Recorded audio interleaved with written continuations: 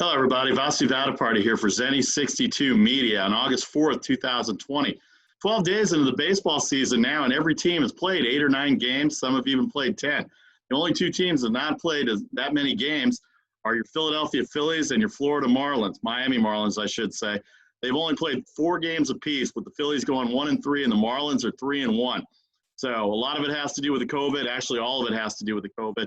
Found out 6 teams were affected in terms of how this COVID has affected them. The Orioles, the Yankees, the Phillies, the Cardinals, the Brewers, and the Marlins are the 6 teams that have been affected, and it's been a very difficult road for them. I don't know how they're going to do it in terms of making these games up, but you got to get a representative sample of the 60-game season that they originally planned for all the teams. I know Commissioner Manfred said something about the winning percentages, but you got to make sure you have a representative sample of games number. You can't have one team playing 60 games and another team playing 30 games. That's just unfair. So we'll see what happens with Major League Baseball, but 12 days in, seems like for the most part it's working, except for the 6 teams that are going right now. So hopefully baseball can figure that out as far as those 6 teams go. A little baseball history for you today. This is the first time in a number of years, don't know how many years, but the A's playing late night tonight on the West Coast hit a walk-off grand slam home run against the Texas Rangers to win 5-1. It's their second walk-off grand slam of the year. Tonight it was Stephen Piscotty in a 1-1 game, hits the grand slam to win 5-1.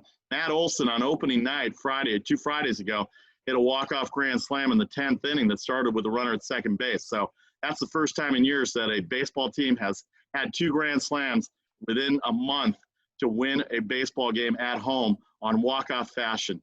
38 years ago today, Joel Youngblood, a little-known utility outfielder that played for a few teams, including the Mets, the Expos, and the Giants, did something that's very rare and that will never happen again.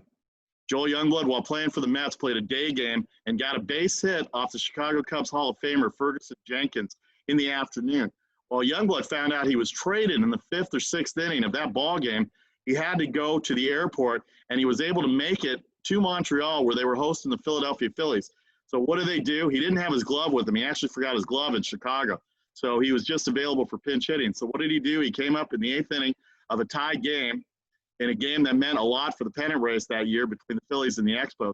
What did he do? He got a base hit off another Hall of Fame pitcher, Steve Carlton. So Joel Youngblood singles off 2 Hall of Fame pitchers in 2 different games on the same day. That will never happen again, and that was 38 years ago today. And one last thing before we go, Zenny 62 Media, run by Zenny Abraham. Got to give him a shout out today. Well, it's on the East Coast, it's tomorrow, but for me, it's still on the West Coast. August 4th, Zenny Abraham's birthday. So happy birthday to the president of Zenny 62 Media, Zenny Abraham, who brought me into this, and I'm very grateful that he did. So I appreciate that. Have a great birthday. I know it's already Wednesday for you, but it's a little late for me on the West Coast, but I wanted to wish you a happy birthday, Zenny. For Zenny 62 Media, I'm Vasu Vaddiparty. Have a good evening, everybody.